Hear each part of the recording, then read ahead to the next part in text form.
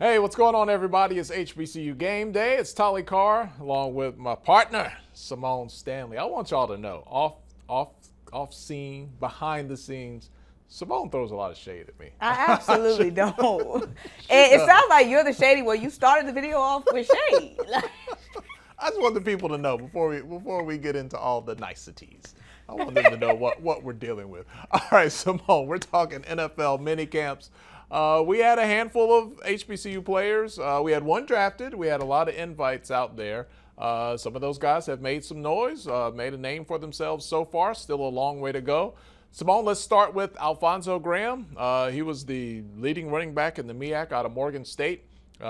He kind of got it from the mud with the Steelers so far, right? Got it out the mud, got it out the dirt. Alfonso, he rushed for over 1,000 yards last season with Morgan State, and he flipped his mini camp invite, which is really hard to do, to an undrafted free agent contract. So shout out to Alfonso, because you have to really stand out to do that at camp. So Alfonso is joining a running back room with the Pittsburgh Steelers that's led by Najee Harris, but Alfonso is very versatile. We could see him maybe playing in the slot. We could see him being a returner on special teams as well. And he was asked by reporters at the Steelers training camp, what stood out about you? What did the Steelers see in you? And he believes that it was his explosiveness and his ability to read and retain the playbook quickly that made him stand out. So, I mean, people have to really understand, when you get a mini camp invite, I mean, it's almost like, Symone, we're going to give you a couple of carries here, a couple of looks. Exactly. And if you don't get it done like the first time, definitely by the second time, like there's not a whole lot of hand-holding going on for undrafted free agent camp invites. Mini camp invites, I mean, if we're keeping it $150, you know what I'm saying? It's basically a camp body. So that's why I'm saying you have to really pop out. You have to be a shining star, which Alfonso was, because they're at camp. They need guys going up against their top guys at camp. And that's usually what they look at the invites as. So Alfonso was doing the thing out there. All right, let's move on to Isaiah Land from FAMU. He signs his deal with the Cowboys right after the draft. So he's an undrafted free agent, and he was a name that had a lot of buzz in HBCU circles. At least, of course, coming out of FAMU. His size, is probably not the same position. The way his body composition might not translate to where he lined up in college to where it will in the NFL. How has he done so far? What's kind of the word on Isaiah Land with the Cowboys? So Isaiah Land, he's been standing out at camp as well. We know him as the former Buck Buchanan Award winner. And again, like you said, the size is a question mark. The defensive end, the edge rushing room at the Dallas Cowboys for the last decade has been really one of their star attributes, no pun intended. So he's going to get to learn from legends like DeMarcus Lawrence and future legend, if he stays on this track, and Micah Parsons, somebody who Isaiah Land said that he formerly looked up to and now has him in his same locker room, in his same position group, and gets to learn from. So Isaiah Land, he has the guys, he has the veterans, he has the mentors at his disposal to learn from. And he also has Marquise. Yeah. From last season, Marquise Bell, former Rattler, former undrafted free agent out of FAMU, who got an undrafted free agent contract last season with the Dallas Cowboys and ended up being able to stick on the roster and stick around. And now you have Isaiah Land, a former teammate, a former Rattler, now striking with the Cowboys. I call them the little boys, but I think y'all call them the Cowboys. I have no dog in that fight. I will let the comments take off. I told you. This is why I told you at the beginning of the video. She throws shade. That was at the Cowboys. That was at you. I know, but I'm telling the Cowboy fans how you do. You just threw a little shade in Dallas. But she's the Philly girl. But seriously, I thought that would be a positive side. Maybe some of that FAMU synergy, that they had a good experience with Marquise Bell. He really kept his nose down to the grind.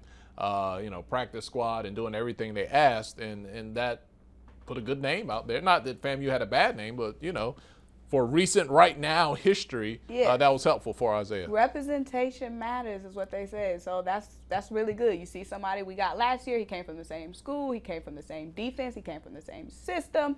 Now we're going to take a chance on you, and you can come in here and try to have that same impact. All right, let's move on down the line here. We got Joshua Pryor. He was killing the game at Bowie State. He stays right in that DMV area. He's in camp with the Commanders. When you talk about Joshua Pryor, what does it talk about him this week?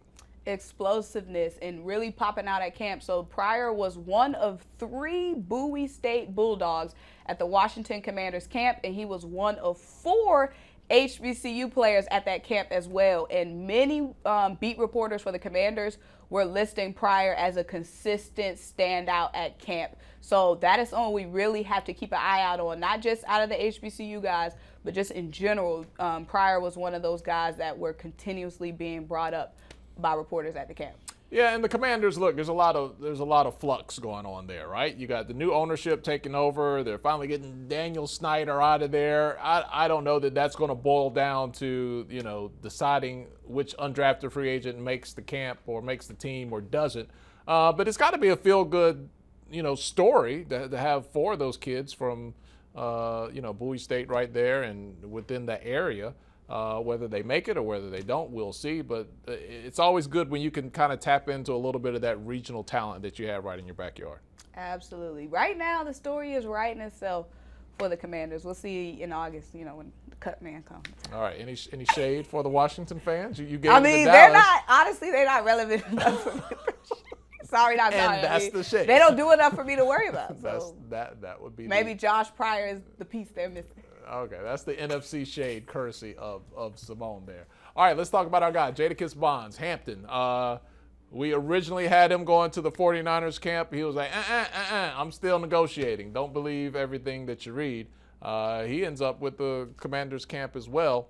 What do people say? There was a lot of hype. You were telling me some of the 49er fans were like, hey, Jadakis, right. we want you over here. The 49ers fans wanted Jadakis. I mean, we know why. We've been covering Jadakis. He's a playmaker.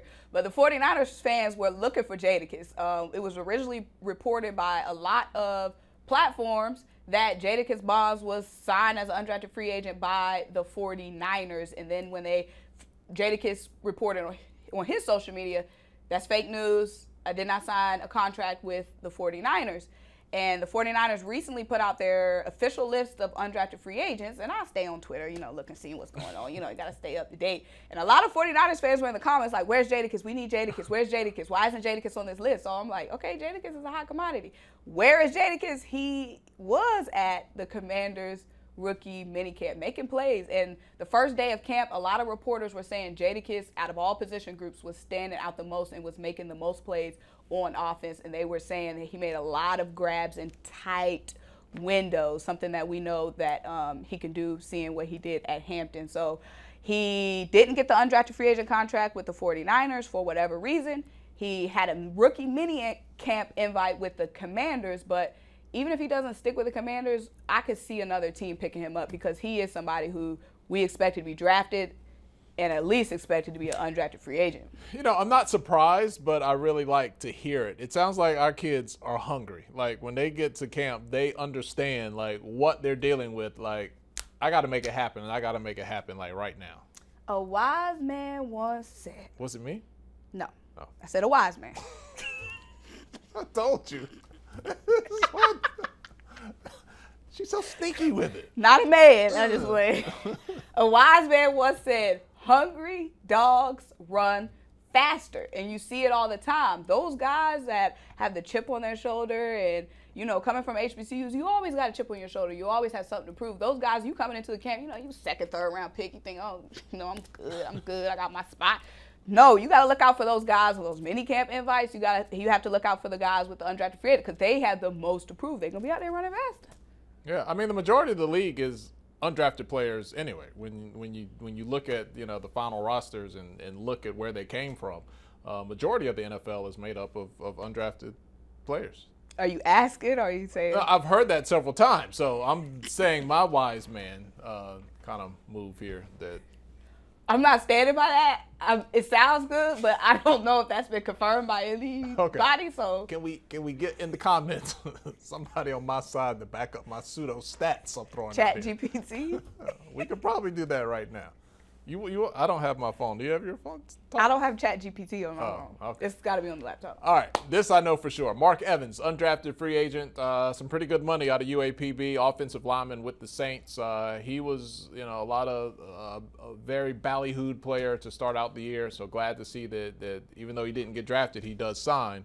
Any chatter out of the Saints and what they have there with Evans? So Mark Evans signed a big contract. So he had over $200,000 in guaranteed money, which is the kind of guaranteed money drafted players get. So he's definitely looking like somebody who would be sticking around on the final roster for the Saints, because there's no way you're cutting that big of a check for somebody you're going to eventually cut or have on the practice squad. So he was a starting left tackle with University of Arkansas Pine Bluff. He is expected to maybe slide inside to the guard position in the league just because he is a little undersized. But having that versatility, someone who could play inside and someone who could play outside, just being a rotational lineman is going to take you so far in the league. So Mark Evans was doing his thing at camp with another of our guys, Shaq Davis, who is also with the New Orleans Saints from South Carolina State University. So It's always good, you got your HBCU friend. They can be friends now that they on the same team. It's always good, you got a familiar face. Yeah, those swag me act, but you put that stuff behind you. It's all HBCU. Not asking you, Symone, to place any bets, any wagers, but do you have a feeling of the guys that we discussed? Does any of those guys stick out that might actually make a team get some burn this year? I would say Joshua Pryor, Josh Pryor. I know when they go to camp, they start changing names like we saw last year, but with Kobe Durant, Josh Pryor, which is what he's going now on the social networks. Josh is Mama call you Josh. Right. Josh is the name that's standing out the most from what I'm seeing from our HBCU guys. It's definitely Joshua Pryor with the Commanders. So I might be seeing him twice a season. Come to Philly and just tear stuff up, Joshua. Get in there. All right, when you talk about cuts, man, it is really, when you do the math, like we know, they call it the Turk and the guy comes knocking on your door. We've all seen it on Hard Knocks. But let's show you this tweet here that really just breaks down the math in very simple form. On August 29th, after they wrap up the preseason, Symone, there are going to be 1,100 cuts after the preseason wraps up. They've now shifted that date from what they had during the COVID era. That's a lot of dreams that just, some will live on, other people will move around, but boy, that's D-Day right there. Yes, so the past couple of years, it was cuts, mandatory cuts going on after each preseason game. So I believe it's 3 preseason games. So there was 3 dates where you had to periodically cut down your roster from 90 to 53. So going into training camp, there are 90-man rosters when we're talking about undrafted free agents, when we're talking about, the drafted players. That number has to go from 90 to 53 by August 29th. So that's the hard cut date. We will see rosters start to trim down before then, but by 4 p.m. on August 29th, it's like your assignment in college. You gotta hit send. You can turn your paper in early if you want to. No extra points for turning it in early, so why turn it in early? So August 29th, 4 p.m., that's cut day. Man, and it's so much competition out there. I was just seeing, today as we record this video that, XFL players were getting signed. So you got kids coming out of the XFL season, and they're trying to back it up, have back-to-back seasons, make their shot in the NFL. The USFL is out there. So there's more opportunities in professional football as these leagues continue to grow. But they're all trying to feed right back. That is a good point. It's kind of like the transfer portal, like how it kind of hurts high school students. Right. That's kind of like the same thing. It's more opportunities, but now you're not just competing with those guys out of college. You're competing with, a 27-year-old who's got 2 years of pro experience in the XFL. Wow. So the fans ultimately win because you get to see the best football that there is out there. So mini camps underway. Got more coming up in the summer, but the big date is the 29th. That's when we find out what's really real. What it is, what it ain't. Yeah. Have you listened to any Jadakis music since the last time we talked? Because we were talking about Jadakis Bonds, and I was like, it's kind of like Jadakis the rapper, and you're like, who?